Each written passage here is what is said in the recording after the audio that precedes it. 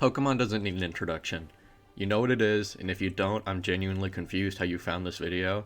There's tons of videos about, like, the history of the series and whatever. I'm going to assume you at least have a basic idea of what Pokemon is. I've been playing this series for essentially my entire life, and while I don't adore the series' current exploits, it's still a series that I hold really close to me. Over the past several years, I've broadened my horizons a lot, especially when it comes to RPGs. Xenoblade and Persona and Tales and Souls games and Final Fantasy, all of these games have super intricate systems and worlds and stories, and a lot of them have become some of my favorite games of all time. But regardless of that, something about Pokemon's fun simplicity still does it for me, and none of the games exemplify this simplicity more than Gen 1, Pokemon Red, Blue, and Yellow. There are probably hundreds of reviews and retrospectives for these games. Go watch the ones by King K, they're very good. But I really want to focus on how this series has evolved, as I think it's one of the most volatile series out there. Of course, these are the first ones, and they set a foundation for that evolution. Now, this game is old, and not exactly the nicest to look at. I played the game through the Super Game Boy, an attachment that adds color to certain Game Boy games. There's also these borders which look nice but also make the screen look a little cluttered. As for how I recorded off a Super Nintendo, I just used an original Super Nintendo with an original Pokemon Blue cart. Yeah. Yeah. I played Pokemon Blue for this video. This early on in the series, the differences are really negligible, but I'll talk about it later. Pokemon has never been a series with a super huge emphasis on plot. There are of course exceptions, but Gen 1 is definitely not one of those exceptions. You're a kid, you've got a rival that makes fun of you, you need to beat 8 guys to beat 4 guys to beat 1 guy, and then you win. In terms of the overarching plot, that's pretty much it. But I think that's fine. For me, Pokemon has always been about exploration and finding a cool squad of guys to get me through the game. You really aren't given a ton of direction after the first 30 minutes or so. After that, you just gotta go.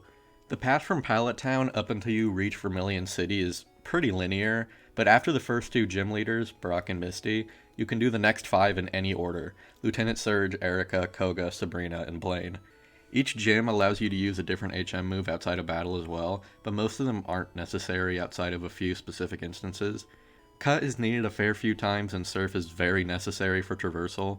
So technically I was wrong, you do need to fight Koga before Blaine in order to be able to use Surf, but the point still stands so you can do the majority of badges in any order.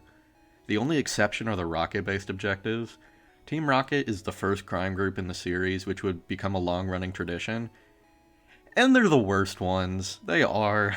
They just steal stuff and kidnap people, and they don't really have an overarching goal.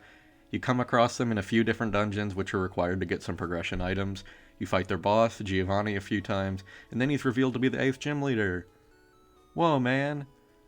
Look, it's a decent twist, but it's been common knowledge for like 20 years. It's like Aerith dying in Final Fantasy VII. It's a good reveal, but I knew about it before I even fully understood what Final Fantasy was. Now, I adore Team Rocket in the anime, but it is not interesting in the game at all, in my opinion. But there's not a ton of story anyway, so it's whatever. But even then, the Rocket Game Corner, Pokemon Tower, and Silphco aren't necessary to access most of the gyms, only for story events and accessing the final gym, which you can't do anyway until you have the other 7 badges. My point is, the gyms and the Rocket objectives are pretty divorced from each other, and they can all be done for the most part in any order. Now, the tricky part is figuring out if this non-linear structure is actually a good thing. In conversation, a lot of the time this ends up just being a kind of black and white issue, but I think that there's a lot of nuance to it.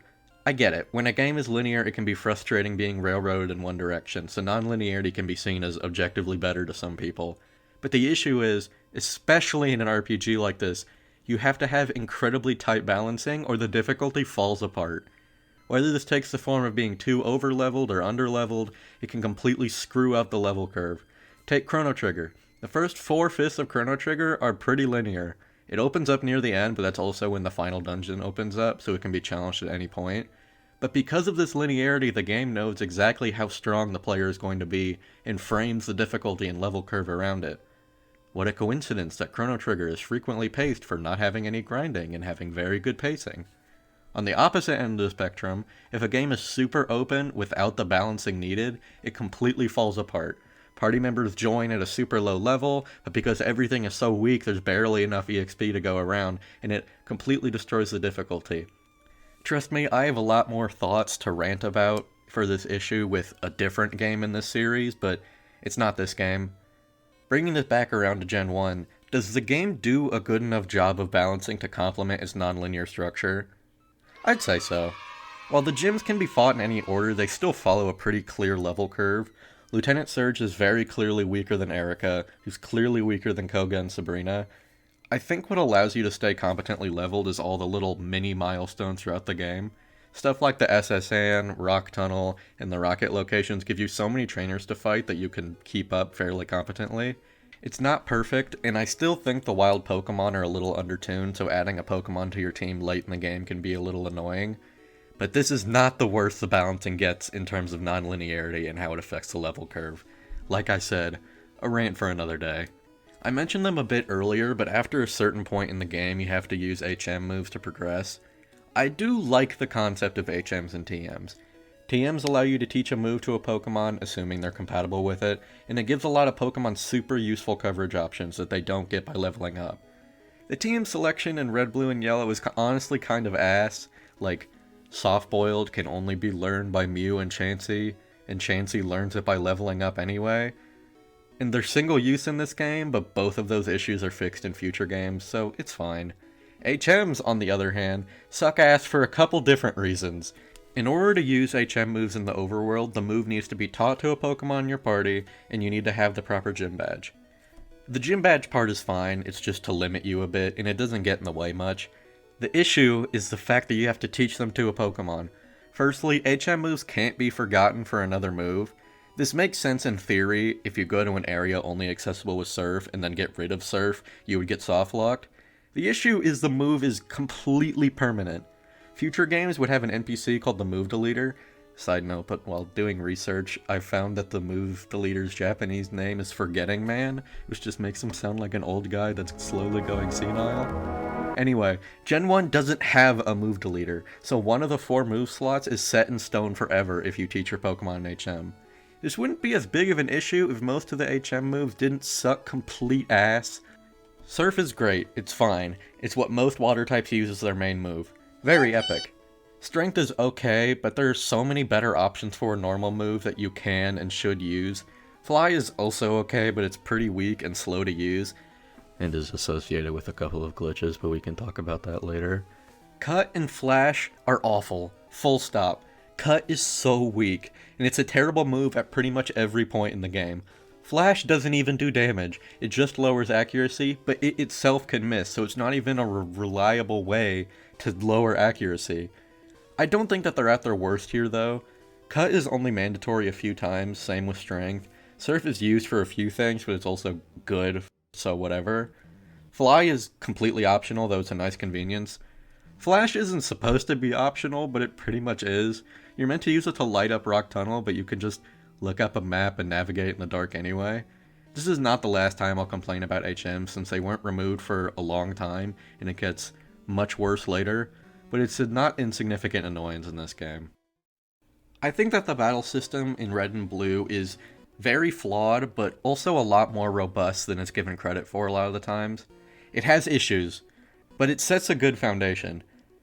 I just wish that the various Pokemon throughout Kanto were on a bit more of an even playing field. Within these first 2 games, there are 15 types. Forget about Steel, Dark, and Fairy, they don't matter yet. We've got Fire, Water, Grass, Electric, Rock, Ground, Ghost, Fighting, Flying, Bug, Poison, Dragon, Ice, the Destroyer of Worlds, and Normal. Honestly, I think that this is the worst type balancing has ever been. Like, a third of them barely exist. Dragon and Ghost are contained to 1 evolutionary line each. Ice is just sort of slapped onto a few fully evolved Pokemon without a bunch else. Electric is composed of almost no dual-type Pokemon, with the only exception being Zapdos.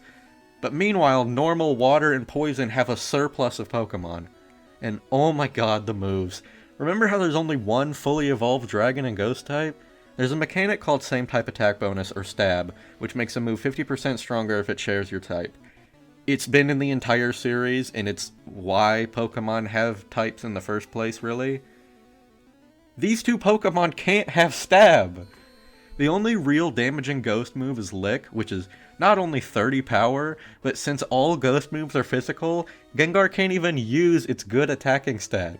The only dragon move in Gen 1 is Dragon Rage, which always deals 40 damage. This really isn't a lot, and because it doesn't have a damage calculation like most other moves, you can't even use Dragonite's stats with the move.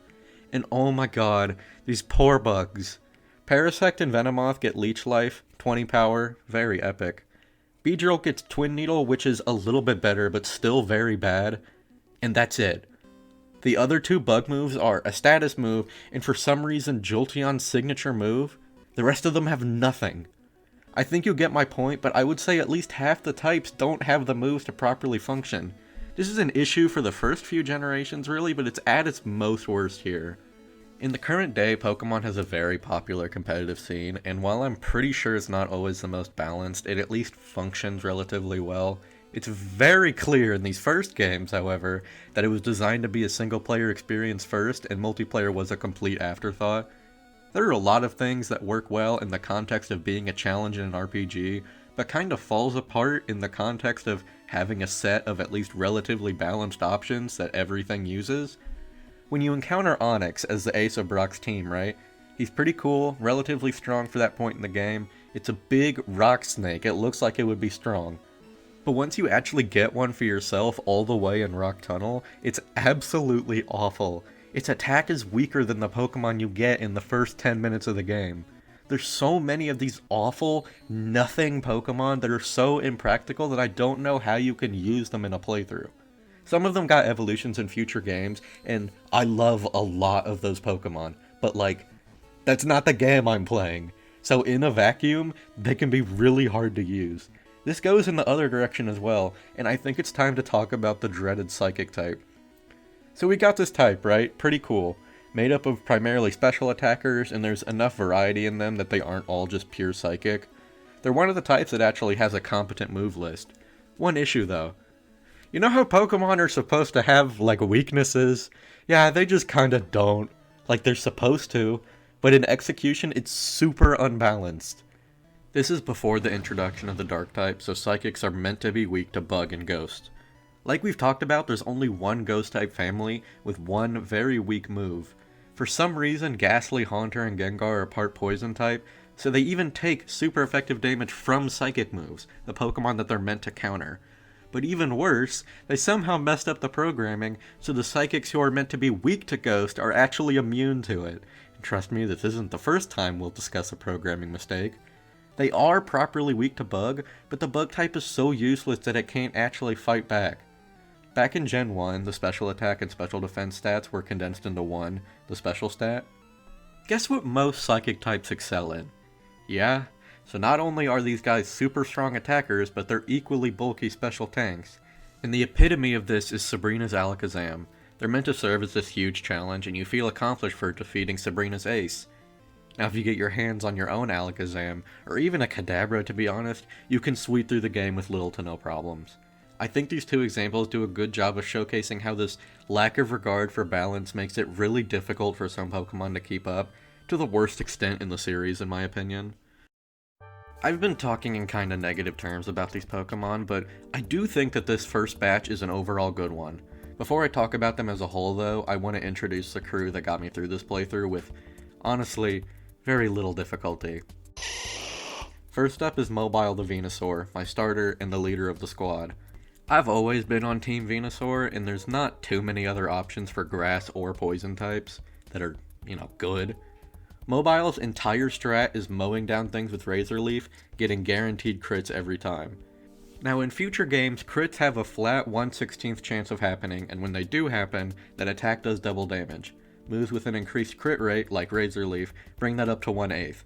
However, Gen 1 calculates crit rate by the Pokemon's base speed, so something like Persian crits more than a fourth of the time, while slow Pokemon like Golem barely ever crit. And increased crit rate moves essentially always crit, so even though Razor Leaf is only 55 power, because it crits every time Mobile uses it, it's essentially 110 power, which is pretty great. When even that's not enough, he can use the Leech Seed and Toxic combo, but I'm going to save the specifics of that for later. Next up is Rowdy the Raichu. I know that Pikachu is the mascot and everything, but Raichu is where it's at. I've used various forms of Raichu before, and this playthrough has kind of cemented it as one of my favorite Pokemon. Now, Electric types in early generations are pretty one-note. They're meant to outspeed and throw out stab thunderbolts. Rowdy absolutely gets that done, and combined with Thunder Wave utility, as well as Swift for perfect accuracy and Submission for strong physical damage, Rowdy absolutely carried his weight. Even though electric types are known for being special attackers, Raichu has equally good physical stats, so Rowdy works really well as a mixed attacker. Next is Mondo the Dugtrio. Now later in the series, Dugtrio isn't really a great Pokemon, but Gen 1 Dugtrio is a different beast. Dugtrio benefits a lot from how crits work, since it has some of the highest speed in the game, along with Slash, which crits super frequently. Combine that with Stab, Earthquake, and Rock Slide for coverage, I think Dugtrio is one of the more underrated Pokemon in Gen 1. Mondo was able to just show up, outspeed, and sweep entire teams. Next is Carbon the Ninetales, the main reason why I chose to play Blue version. Ninetales is another one that greatly benefits from the weird Gen 1 mechanics. When the special stat got split in Generation 2, Ninetales' old number became its special defense, and it got a pretty underwhelming special attack stat. But it's just special in Gen 1, so Carbon is pretty strong. She only really had access to fire moves, but when I needed those fire moves, she did really well. Now the only Pokemon I taught any HM moves, Tessie the Lapras. I think Lapras is a really awesome Pokemon, and this is the first time I've gotten around to actually using one.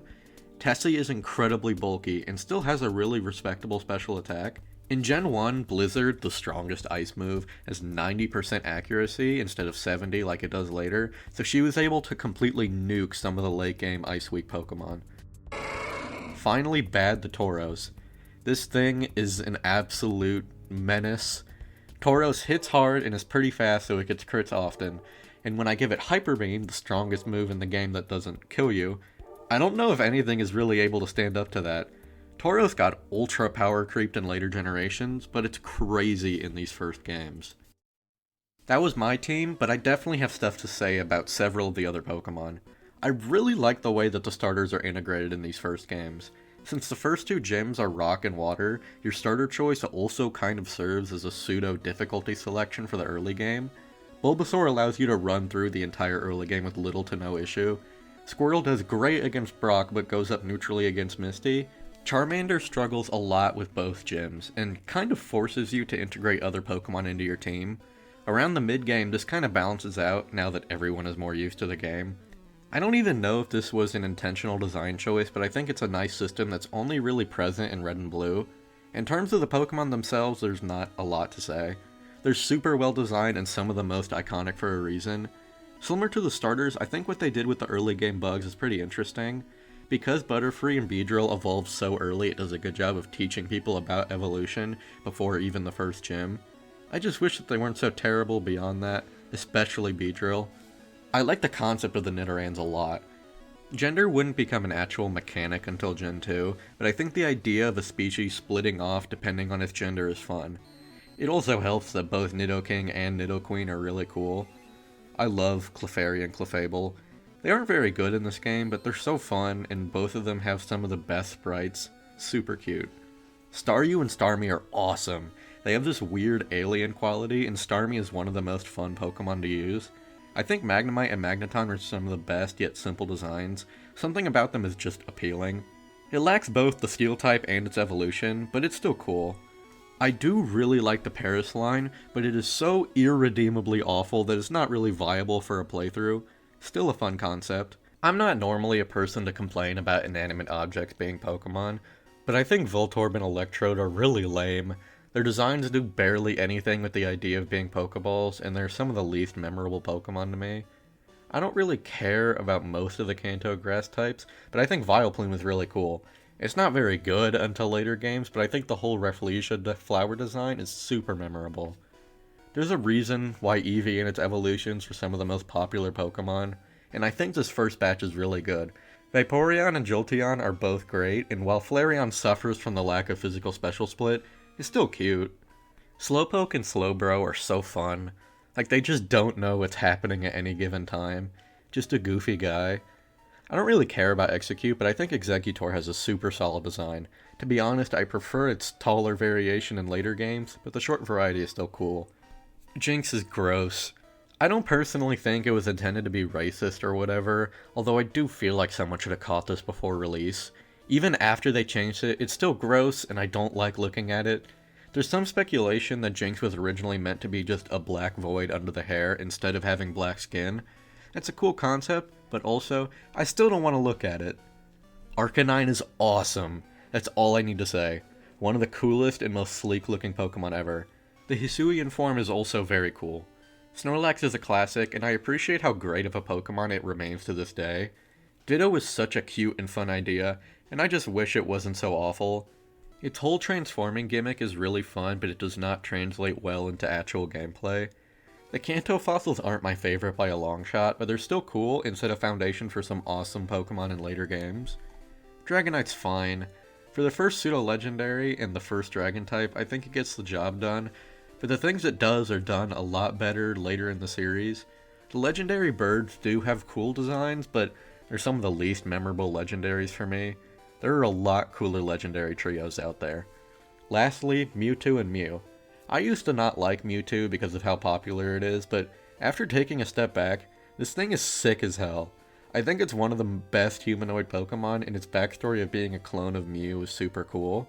There's this display at the Pokemon Center in Japan of Mewtwo in a pod, and I got to see it when I went there. He's so cool. I have a lot less to say about Mew. It's cute. I don't like the concept of mythical Pokemon, but it's cool enough. Gen 1 gave us a really good batch overall. I just wish that they were a little more on-model in this game. Or maybe I don't, honestly. Don't get me wrong, there's some great looking sprites. The starters look pretty good, Clefable is great like I mentioned, Gyarados and Scyther look really cool, but some of these sprites are so off. Why does Kingler have two big claws? Why isn't Cloyster oriented correctly? Why is Coughing Skull there? Why is there one bigger egg in Execute? Why does Kakuna have arms? Some of them aren't even super off-model, just goofy looking. Exeggutor looks super weird, Golbat looks interesting, the entire Machop line looks awful, honestly. That's literally a bird. I think some of them are charming, even if weird. Like, these are not the correct proportions for Parasect or Kangaskhan, but they're still cool looking sprites. They're absolutely questionable, but considering that the sprites got a lot better as soon as the next games, I think it's fun to just laugh at the weird ones and not really hold it against the game. But I can't defend the back sprites. Almost all of them look awful and not in a charming way. Just amalgamations of pixels sometimes. So all of this is great, and these first two games had a lot of great ideas, and executes a lot of them well. It's just a shame that like a third of the game doesn't work. If you've heard anything specific about Gen 1, it's probably how glitchy it is. I've already talked about how the Ghost type is supposed to be super effective against Psychic, but is instead incredibly ineffective. Remember me talking about how Mobile would combine Toxic and Leech Seed? Well, the reason that's so effective is because of a glitch. Leech Seed is meant to sap 1/16 of the enemy's HP, and then heal you by that amount, and it does that fine in a vacuum if that's all you use. Toxic inflicts an advanced form of poison that multiplies the passive damage every turn, so it deals 1/16, 1/8, 3/16, and so on. However, for some reason, Leech Seed goes off of the same value as Toxic, so the enemy will lose an 1/8 from Toxic, and then an 1/8 from Leech Seed instead of the 1/16 like it's supposed to. Not only that, but it also heals you by the wrong value. It's incredibly effective and helpful. Not all the glitches are to your benefit though. There are a lot, so I'll just do a quick lightning round. Focus Energy is supposed to multiply your crit rate by 4, but it actually divides it by 4. All 100% accurate moves actually have a 1 in 256 chance to just miss anyway, except Swift, which just skips the accuracy check. If you get fully paralyzed while in the air or underground, you'll just stay there and cause a whole bunch of problems. You can fish and surf and gym statues for some reason. Celadon Hotel just has an invisible PC. If you use Hyper Beam and get frozen before you recharge, you just stop getting turns and don't get to play the game anymore. If you boost your stats too high, they can hit the limit and roll over to 0, making the Pokemon completely useless. Any instance of a weakness and a resistance canceling each other out never displays correctly and will say the wrong text. If you do the correct steps, you can turn the game into this. And finally, the most famous one. If you talk to this guy in Viridian City and watch the catching tutorial, then immediately fly over to Cinnabar Island, you can surf here. For some reason, this completely messes up the encounter tables and you can find a bunch of weird stuff, but most famously, missing number, or missing no. Obviously, this is not meant to happen, it's just an amalgamation of random data, and if you catch it, it'll just destroy a lot of parts of your game. But if you just knock it out, it'll set the number of the 6th item in your inventory to 128. In this case, even though the display isn't meant to show triple digits, I have 128 rare candies. No more grinding, I guess. Gen 1 is held together with paper clips and toothpaste, that much should be obvious. And there are a lot of games that are destroyed by glitches, completely ruining anything cool it would have otherwise been able to do. But like, I don't know, man, I think it's really charming. There are so many ways that this game just can't handle its own mechanics. Some of them are definitely annoying and hurt gameplay, but so many of them are just funny or interesting or even useful. I don't know, man. Obviously a team shouldn't intentionally leave in glitches, but in this case, I'm kinda glad that they didn't find a lot of them. Let's talk about some of the version differences now. Now, it's kinda known that the main reason Pokemon was split into 2 versions was to promote multiplayer. Like I mentioned before, I played Pokemon Blue because Ninetales is exclusive to it. If I was playing Red, all the places where I could go catch Ninetales would instead be replaced by Growlithe, and hence Ninetales replaced with Arcanine. There are a couple sets of these, and they can add some fun variants. Is it purely a play to sell more copies and Game Boys and link cables? Yeah. Do I wish they had stopped doing this years ago? Yeah. Look, if they want to do something interesting with the concept, I'm all for it, but in my opinion, only a few sets of games have ever done anything interesting. There's also Yellow. The first few generations released a 3rd version a year or 2 after release, sort of serving as an amalgamation of the 2 previous versions. Spoilers for the Gens 3 and 4 videos, but this allowed them to make great quality of life improvements and add new content, making them by far the definitive versions. However, Yellow has some more minimal changes. The bottom line with Yellow is that they tried to make a version more similar to the anime. You get all 3 starters like Ash did, you're shackled with a Pikachu that is admittedly cute, but can't evolve, so it's basically useless. They added battles with Jesse and James and changed a lot of the gym leader teams to be more in line with what they had in the anime. I think this pretty much exclusively gives them worse teams, but whatever, the effort's still nice. All of the sprites were updated to be more like the anime as well. A lot of them are kind of objectively better, but the red and blue sprites are so charming to me that I kind of prefer them. It's really up to personal preference at the end of the day. I wanted to use Ninetales, and I wanted a Raichu that could actually do things, so I played Blue. Once Team Rocket is dealt with and all 8 gym badges are ours, we can head over to the Pokemon League at the Indigo Plateau. Before we can go into the final dungeon, Victory Road, we have another encounter with our rival. I think his team is fun to fight and all, since he's the only boss character that doesn't have a focus on one type, but I don't have much to say about him. After Victory Road, we can finally enter the Pokemon League and get ready to fight the Elite Four. Lorelei, Bruno, Agatha, and Lance must be beaten all in a row without any breaks, and I'd say that they serve as a pretty alright challenge. I don't have any problems with Lorelei or Bruno, although it is funny that Bruno has an Onix on his team, which is both not a fighting type and super weak. I really question the decision to make 2 of the final boss trainers specialize in Ghost and Dragon. Like I mentioned earlier, both of these types are super underbaked and only have 1 evolutionary line each, so it just makes it so that Agatha and Lance have a bunch of repeats. The Elite Four work, but their teams could definitely also use some work. After Lance, we have to face the champion, our rival, as the final boss. I actually really like this fight a lot. Depending on which starter you chose at the beginning of the game, he swaps out his Arcanine, Exeggutor, or Gyarados for whichever starter is strong against yours. It keeps his team balanced and makes it so you can't just sweep him with one Pokemon.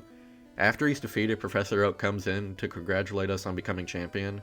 He berates the rival for being a pompous jerk, and that's where his character ends, really. I think the Gen 1 rival works fine as an opposing force that you want to beat, but I generally prefer when my rivals are like well written and do anything in the wider story. Only one thing is unlocked after being registered in the Hall of Fame. Cerulean Cave is now open where Mewtwo can be caught. Like I said, Mewtwo is really cool, but that's pretty much all the post-game that's offered. Gen 1 is rough. The balancing needs a lot of work, the level curve isn't perfect, and doing certain things just causes the game to set itself on fire. But like, I really like it. Now that this series has been going for so long, it's really interesting to go back to this time when everything was so much simpler and less defined. Obviously, if the games had problems unreleased, then I understand if someone would be upset with those things. But we're at the point where we have 2 updated sets of games to play through Kanto with, so all the imperfections are just kinda charming to me. Sure, it can be frustrating to deal with Psychic types sometimes, but I can also battle a broken jumble of data that isn't supposed to be anywhere in the game. It sets a super solid foundation, one that would be improved upon over and over until they, stop trying, but that's a discussion for a different time. I want this whole retrospective series to be a showcase of how the series has advanced in its history, and I'm excited to get to the point where I can discuss how the framework set by Gen 1 has evolved. I'm not going to do these videos back to back, but the Gen 2 video will be out sooner rather than later. And trust me, I have a lot to say about Gen 2. Like, subscribe, do the YouTube stuff. See you the next time I talk about one of my hyperfixations.